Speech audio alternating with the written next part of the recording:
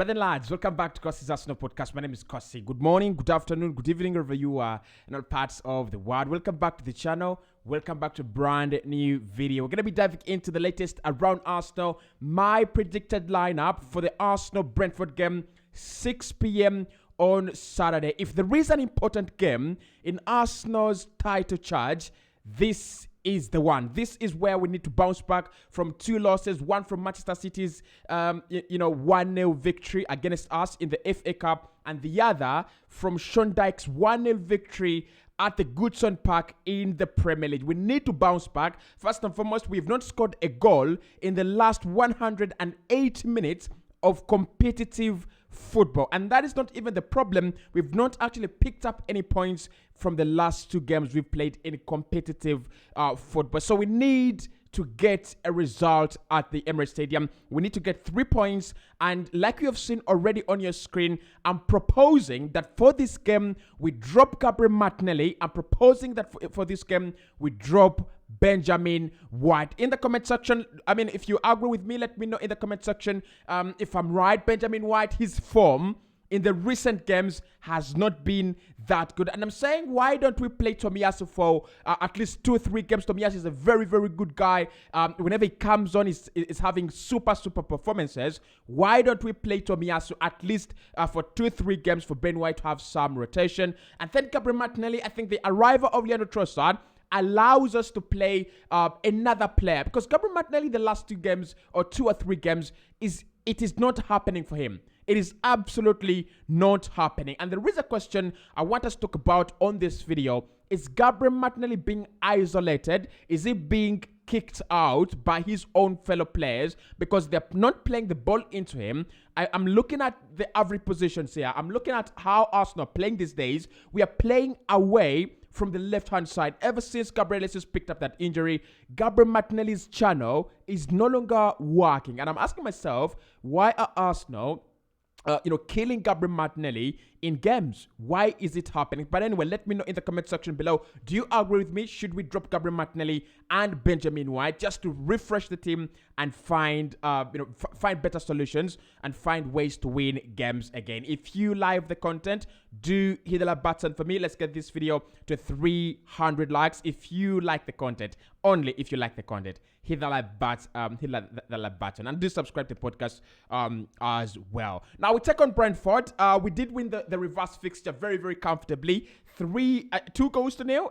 Fabio Vieira scoring a very, very beautiful goal, and then Gabriel Jesus as well. There are not so many teams that have gone at the GTEC Stadium, at the GTEC Community Stadium this campaign and picked up 3 points. But we went there, we picked up 3 points very, very comfortably. And I still remember the press conference of Thomas Frank. He said, there is no team as good as Arsenal in the Premier League this season. He was full of praise of Arsenal. He was full of praise. He said we played very, very well. But that is not what we need. That is not, it's going to take more than what we did at the GTEC Community Stadium to win this game. I think Brentford are really flying. They're really in very, very good form. They'll come into this game believing their last game. What a victory. 3-0 against Southampton, and they've won at least 3 of their last 5 games in the Premier League. Arsenal, like I said, we need to bounce back.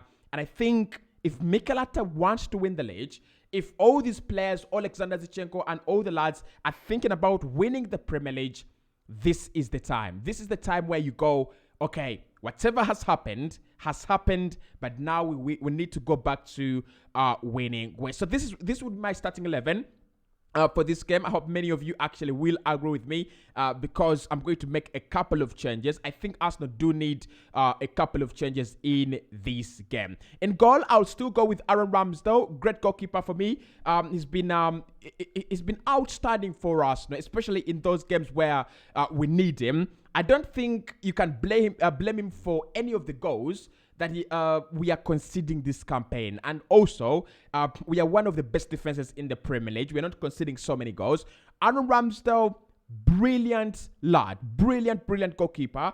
So I think Arsenal are very, very lucky to have him. He's a very, very serious, goalkeeper, and I just love him. So in goal is Ramsdale. He will have a lot of work to do, and I must say this: he's gonna have a lot of work to do in this game. It's not one of those fixtures where your goalkeeper is gonna be having a chilling holiday.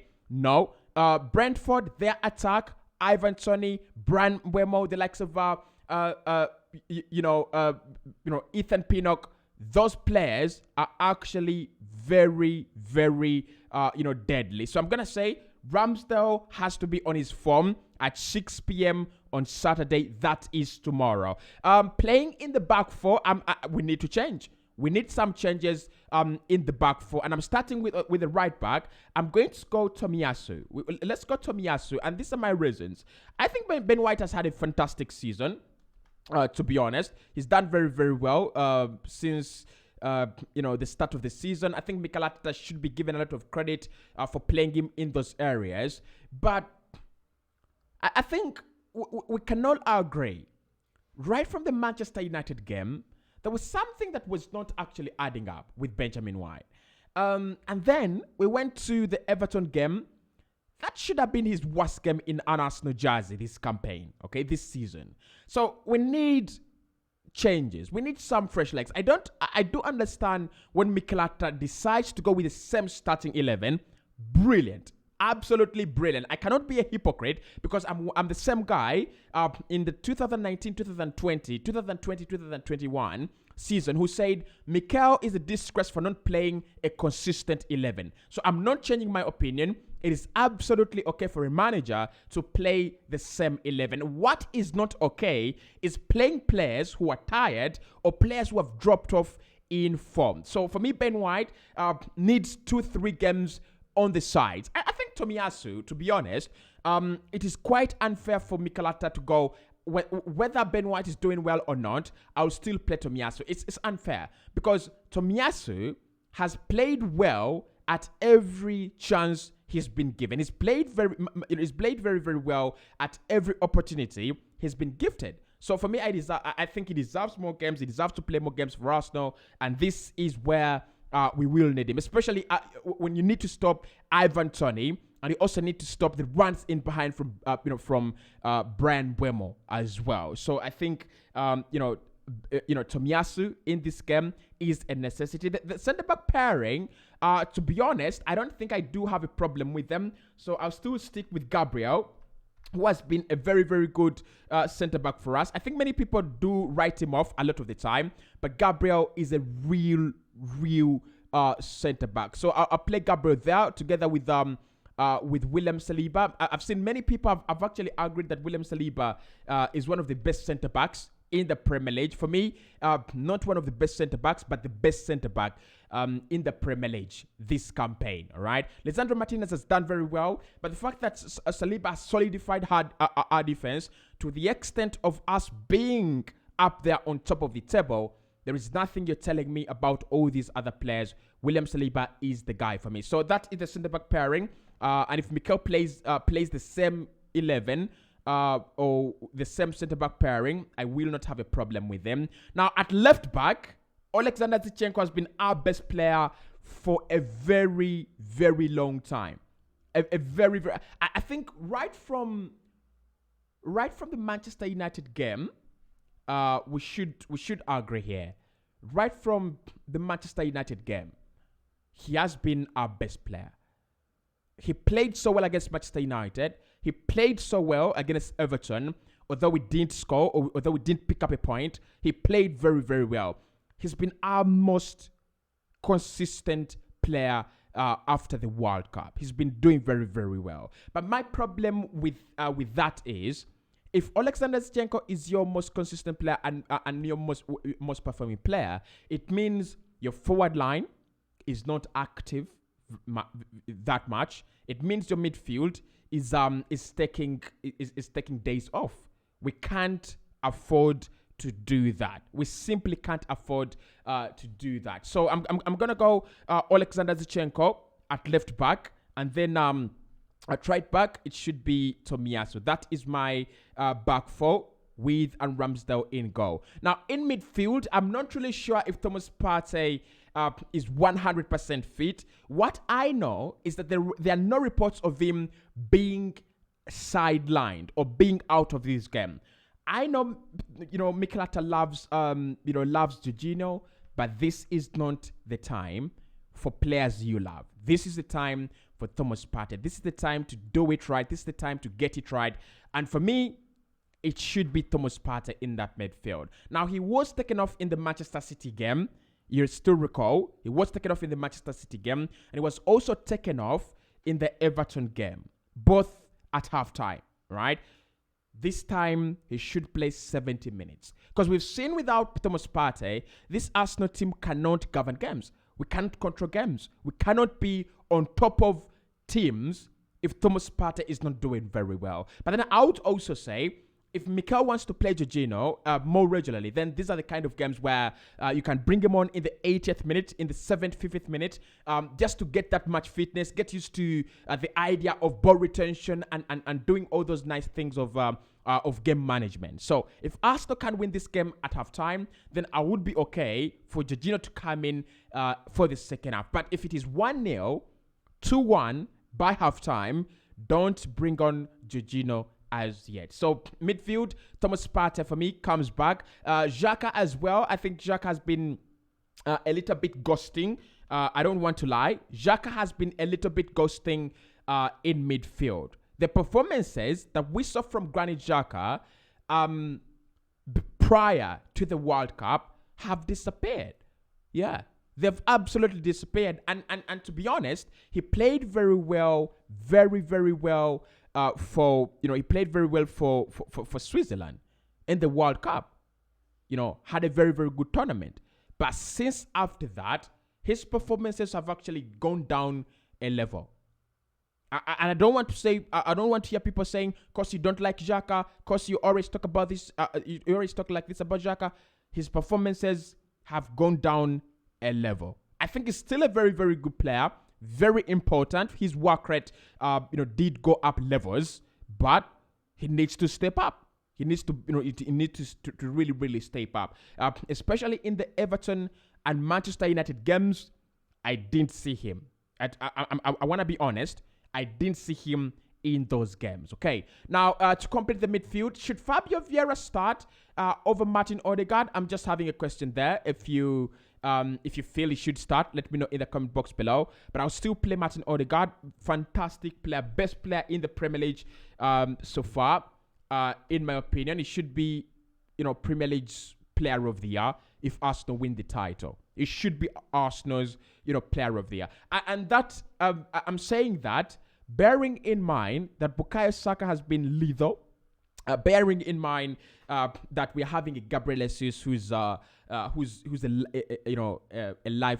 lifesaver, a season changer. Alexander Zinchenko as well, who is a season changer. But Odegaard has been absolutely fantastic for Arsenal. So Odegaard, Partey, and Xhaka in midfield. No changes there unless we have any late injuries. Now, on the left-hand side, this is where the conversation returns. Is it Martinelli? Is it Trossard? Okay? That's where the question is. Is it Martinelli? Is it Trossard? Trossard did start the Manchester City game, FA Cup game, and he was brilliant. He was absolutely brilliant, right? I think he should have his first start for Arsenal in the Premier League against Brentford. Brentford are a very organized team. They know how to stop, wingers. They know how to stop those lethal wingers. And I think Gabriel Martinelli's confidence right now is a little bit down. Right? How about Martinelli starting from the bench for the next 2-3 games? Okay? I think, and actually, Martinelli will be more useful in the Manchester City game. He will be very, very useful in the Manchester City game because with Manchester City, they do play that high line. So we will be looking to knock that ball over their defense into the spaces in behind. That is when Martinelli will be much more useful. But for Brentford, Martinelli, no. It should be Leandro Trossard. Whether you agree or disagree, let me know in the comment section. But I'm going with Leandro Trossard over Gabriel Martinelli. It's as simple as that. It's as simple as that. Then Saka, who actually absolutely ghosted in the Everton game, absolutely ghosted, to be honest. Saka, those are two games where I've seen Saka at his worst. In the Everton game and in the Newcastle game, all right? I think teams are learning how to stop Saka. Double up on him. If you double up on him, if you double up on Saka, you can actually put him out of games, right? Newcastle did it very well, and Everton did it very, very well as well. But I don't think Brentford will do that, and I think Saka will shine. Down to the middle, of course, it's Eddie Nketiah, the man who should be back on the score sheet. You know, with Eddie, he scores in one game, and he misses the next one. Scores in the other one, and misses the next one. So I won't be very surprised if Eddie gets an Arsenal lead. If he gets us an Arsenal lead, early in the game. So that is my starting 11 for the Brentford game. Ramsdale, Zinchenko, Gabriel, Saliba, Tomiyasu, Odegaard, Partey, Xhaka, Trossard, Nketiah, and Bukayo Saka. If you agree, hit the like button. All right? If you disagree, why do you disagree with my changes? Let me know in the comment box below. I'll be very, very glad to receive your complaints and your disagreements. And I'll speak to you right in the next one. Make sure you're hitting the like button and you're getting involved in the comments. Peace.